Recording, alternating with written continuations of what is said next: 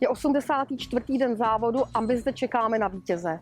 Hovoří jeden z manažerů závodu, Santi Serrat, expert na média, marketing, meteorologii a oceánský jachting. V tomto závodě byly velmi rychlé doldrámy. Na začátku závodu, když lodě jeli ze severu na jih, přejeli doldrámy rychlostí 10 až 12 knot. Na zpátečním kurzu z jižního do severního Atlantiku to bylo rychlé pro první lodě, ale už ne tak rychlé pro poslední.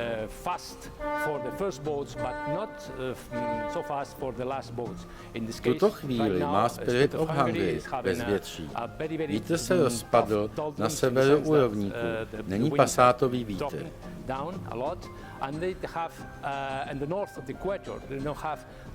To znamená, že Nándorfa a Konrad Kolman mají velmi tvrdé podmínky, aby se vůbec dostali na severní polokouli.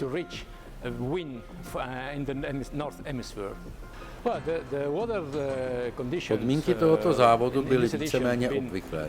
Měli jsme pasátové větry na severu i na jihu. Velký jih, Indický oceán, Tichý oceán, věsnící 40 foukaly jako obvykle v tomto pásmu. Na Hornu byly podmínky jako vždy velmi kruté.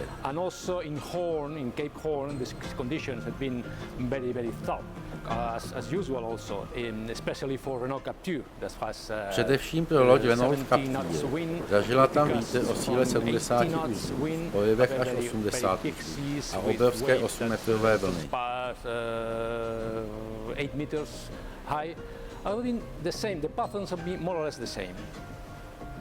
Speciální poděkování patří katamaránu Orsom Barcelona, který pomáhá při organizaci závodu. Nyní se na něm podíváme, kudy závodníci z moře přijíždějí. Na katamaránu Orsom Johna Woodwarda míříme k cílové čáře před V-hotelem.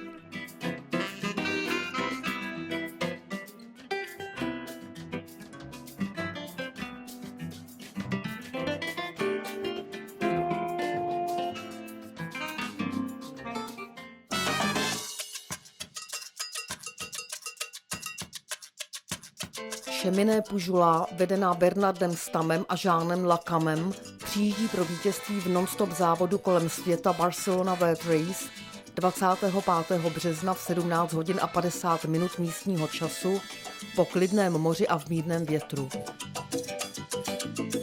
Čas vítěze je 84 dní, 5 hodin a 50 minut. Za tuto dobu urazila Imoca 60 švýcarsko-francouzské posádky na 3 oceánech a 7 mořích, skutečnou vzdálenost 27 960 námořních mil, což je 51 763 kilometrů.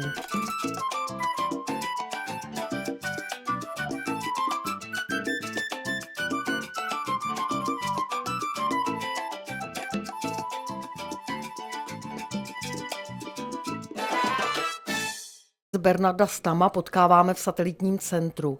V rozhovoru s námi je mimořádně otevřený. V rádiovém vysílání si řekl, že jste na začátku závodu ztratili důležitou plachtu. Co se stalo? O kterou plachtu jste přišli? To se nestalo na začátku, ale v Pacifiku. Ztratili jsme traction generator, což je důležitá plachta pro jízdu ve velmi silném zadním větru v Jižním oceánu. Nikomu jsme to nehlásili, že jsme ztratili plachtu. Pokusili jsme se závodit s tím, co nám zbylo.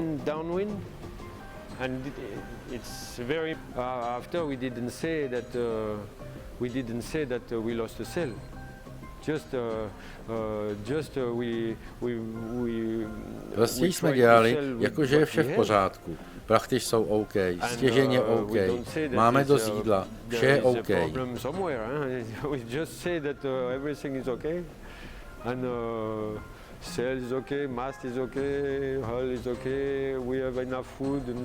Ale pravda byla taková, že jsme neměli plachty.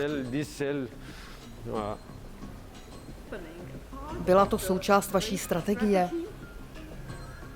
Oh yes, this is better than that the other boat No jistě, je lepší, když si ostatní lodě myslí, že nemáte žádný problém. Podávali jsme hlášení o mnoha problémech, ale ne o všech. We explained that we had a problem with the halyard, with the hooks, and with the wind. Hlásili jsme problémy s výtahem hlavní plachty, ze záseky, s přístrojem na měření rychlosti a směru větru.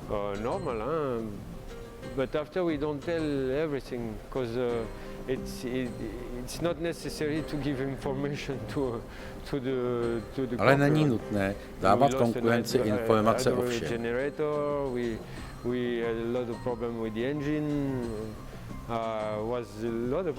Rozbil se nám motor generátoru proudu.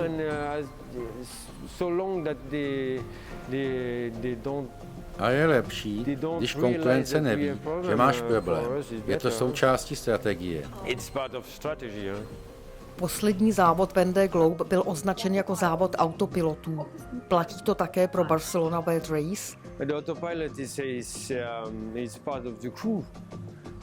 Autopilot je člen posádky.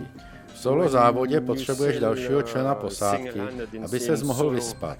Tady je to jiné, protože jsme na palubě dva. Ale často dokáže autopilot řídit loď lépe než my. Určitě déle. A proto je podstatné, aby tento stroj pracoval perfektně.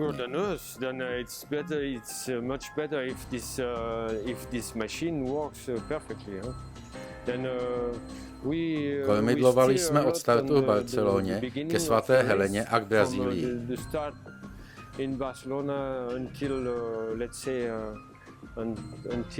Pak už jsme přestali kormidlovat, protože autopilot kormidloval na dlouhé vzdálenosti lépe než my dva. Vítězná loď Cheminée Pujula si připsala na konto další prvenství. Svět objela dvakrát na prvním a jednou na druhém místě. Tím se stala legendou třídy Imoca 60. To je ona, vítězná loď Cheminée Pujula, která vstoupila do síně slávy. Pro každou loď máme cenu. Pro první loď samozřejmě nejlepší. Jsou to 4 auta. 2 pro skipera a 2 pro co-skipera.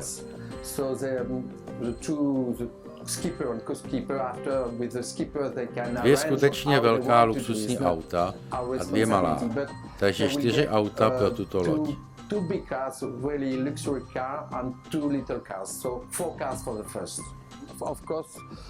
Nemáme obrovské finanční ceny. Naštěstí máme sponzora, který nám daroval auta.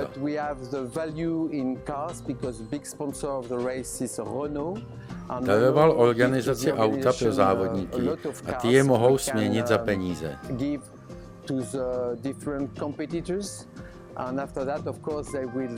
I suppose they will send them to recuperate the money, but it's always difficult for big organization like that. Je obtížné pro organizaci, jako je ta naše, mít hotovost. Jsme rádi, že máme auta.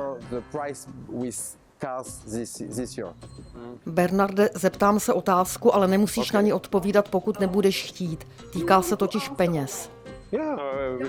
Odpovím a možná se dozvíš, co nechceš slyšet.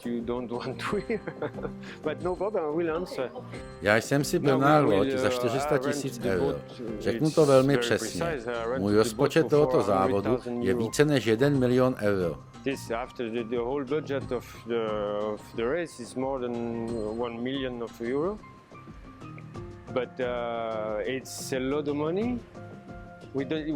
Neměli jsme dost peněz, protože navíc od ledna nemám žádný tým. Odešel jsem z týmu.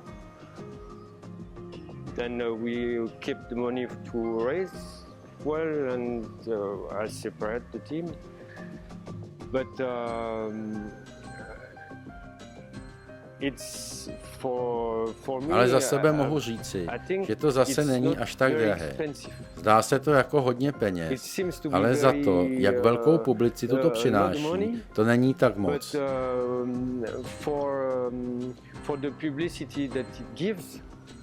Je to mnohem méně, než stojí fotbal, nebo golf, nebo tenis. Much less than football or golf or tennis or whatever. And it seems to be very expensive, but if you make a calculation, Když uděláš rozumnou kalkulaci nákladů a výnosů, tak to nakonec vychází dobře. I think the ratio is good. Voilà.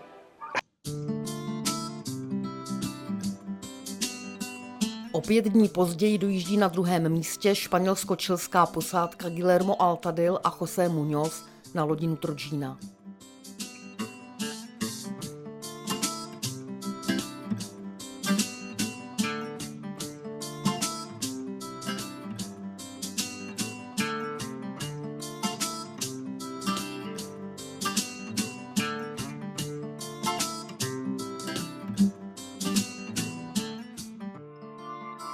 Guillermo Altadil může srovnávat. Má za sebou kromě Barcelona World Race také Volvo Ocean Race.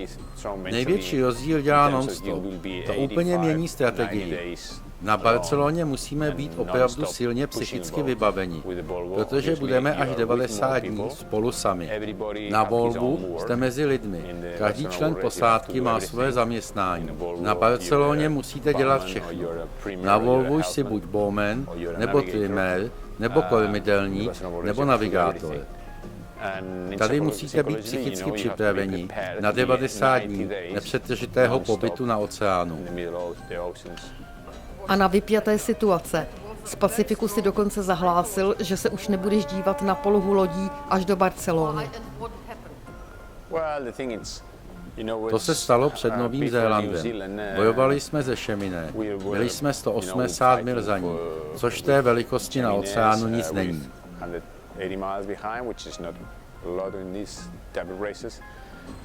A Gajez byla 1200 mil za námi. Zastavila jí tlaková výše.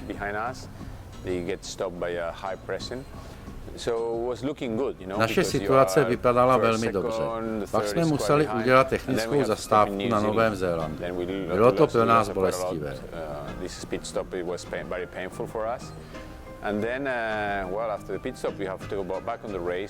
A pak jsme se vrátili do závodu a zjistíš, že první je 1000 mil před tebou a třetí je 5 mil za tebou.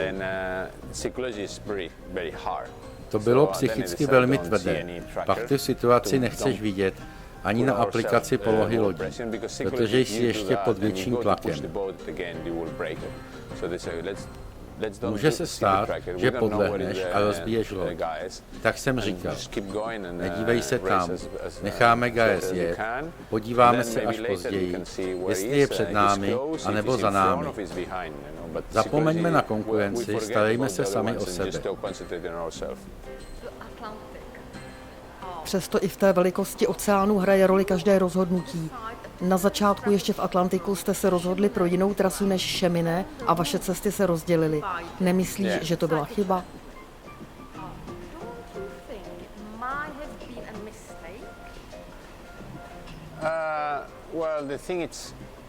Jeli jsme skoro 6000 mil společně s Hugo a Gajez. Můžeš jet 10 000, 20 000 mil jako match racing, loď proti lodi, s malým výdělkem, nebo uděláš ránu.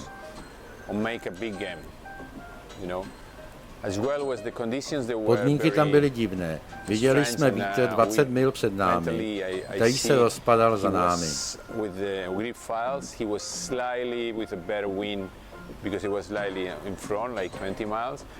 Řekl jsem si, že ztratíme sice pár mil, ale musíme změnit systém. Takticky to rozhodnutí bylo dobré. Jenže když jsme dorazili do tlakové níže, vítr byl mnohem silnější, než jsme mysleli. V takových podmínkách nemůžeš loď hnát na 100%.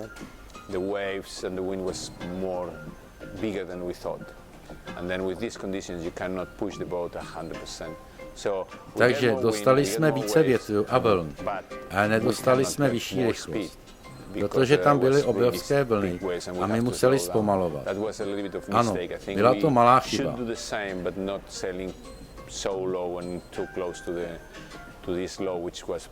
Měli jsme to tak udělat, ale nezajet tak hluboko do systému, který se ukázal silný. Takticky správné, ale ztratili jsme míle.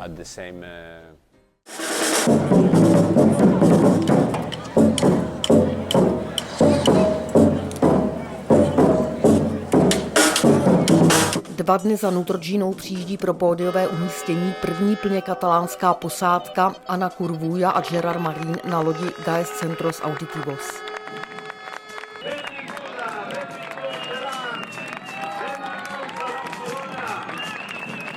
Barcelona se svolává do přístavu, kde se koná uvítání podle nejlepší námořní tradice města.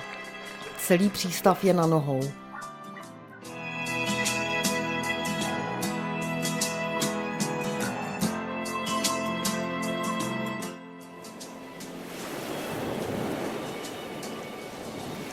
Zatímco v Barceloně se slaví, na oceánu stále bojují 4 lodě.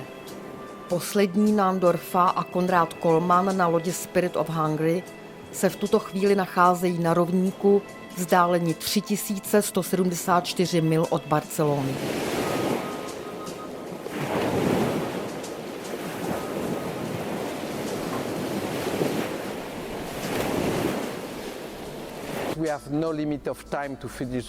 Tento závod nemá časový limit.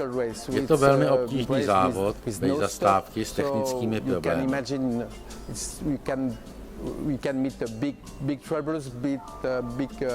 Proto nenařizujeme závodníkům, kdy musí přijet, protože je to tvrdý závod až do konce. It's a respect for them because it's a very hard race to do to the end. I will be with the race management, the group. We will be there with the organization to the finish line of the last one. Of course, that's my zde pro ně zůstaneme tak dlouho, dokud poslední neprojede cílem. Respektu k těmto mužům, kteří na plachetnicích obeplouvají svět. Tento respekt k mužům, kteří na oceánu vykonávají neuvěřitelné lidské, sportovní, technické výkony, se přenáší na jejich partnery. Partneři závodních týmů jsou spojováni s hodnotami, jako je vůle, inovace, moderní technologie, týmová práce a neuvěřitelné dobrodružství. Toto jsou hodnoty, se kterými si fanoušci spojují obchodní značky. Projekty se využívají pro aktivaci marketingu, pro networking, příležitost poznávání nových lidí, využívají hospitality závodních týmů, přístupu na palubu závodního speciálu nebo společné výšky na závodní lodi, na které se běžně nedá dostat. V Barceloně se právě odehrává Santa Semana, svatý týden. Město se stalo středem věčného života. Díky Barcelona World Race je tento týden také centrem světa jachtingu.